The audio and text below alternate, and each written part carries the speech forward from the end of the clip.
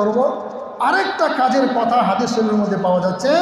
নবী আলাইহিস সালাম বলেছেন, মান হাফফাফা আন মামলুকিহি ফিহি গফারাল্লাহু লাহু ওয়া আতাকাহু মিনান নার।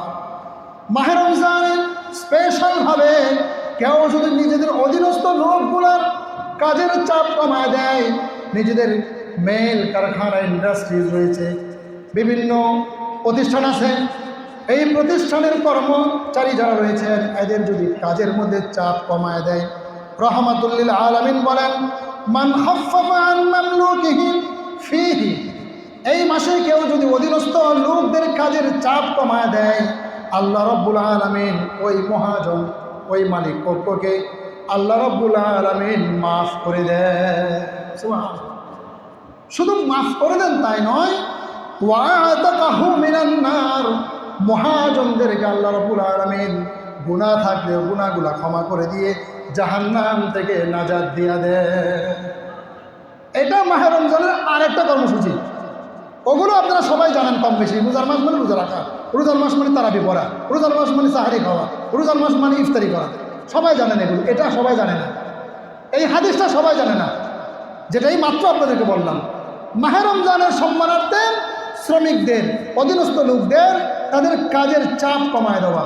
দুর্ভাগ্যজনক বিষয় হচ্ছে যে আমাদের দেশে মাহে রমজানকে কেন্দ্র করে শ্রমিকদের উপরে আরও কাজের চাপ খুব বাড়িয়ে দেওয়া হয়। কথা বলতে হবে ঠিক কিনা? তারা তারাবির নামাজের টাইম পায় না, সাহারি খাওয়ার সময় পায় না, ইফতারিটা ভালোভাবে খাওয়ার সময় পায় না। কথা বলেন ঠিক কিনা? এটি দুর্ভাগ্য, এটি আমাদের জন্য দুঃখজনক। এই জন্য এই হাদিসটার উপরেও মাহে রমজানে আমল করা চাই, অধীনস্থ লোকদের কাজের চাপ কমিয়ে দেওয়া, তাদেরকে তারাবির জন্য সুযোগ করে দেওয়া, নামাজের জন্য সুযোগ করে দেওয়া। যান ভাই নামাজে যান, ভাই কাজ অফ রাখেন, সাঁটার নামান, যান নামাজে যান, কাজের চাপ কমিয়ে দেওয়া এটি উচিত।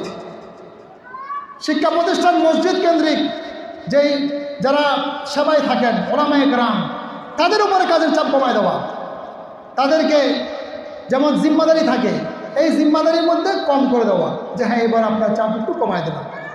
এটা হাদিস। এই জন্য আপনারা চেষ্টা করেন আপনাদের অধীনস্থ হিসেবে যারা যেখানে আছেন, যেই সেক্টরে আছে, তাদের কাজের চাপ কমায় দেন, আল্লাহ রাব্বুল আলামিন আপনাদেরকে জান্নাত দান করবেন ইনশাআল্লাহ। আমি নিজের থেকে বানিয়ে বলছি না, আপনাদের সামনে হাদিস রাখলাম।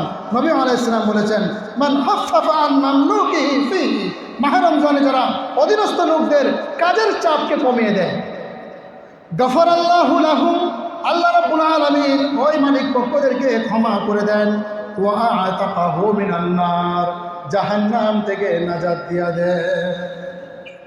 আল্লাহ তাআলা আমাদের সকলকে যেই কথাগুলো বললাম বুঝার এবং আমলের তৌফিক দান করুন।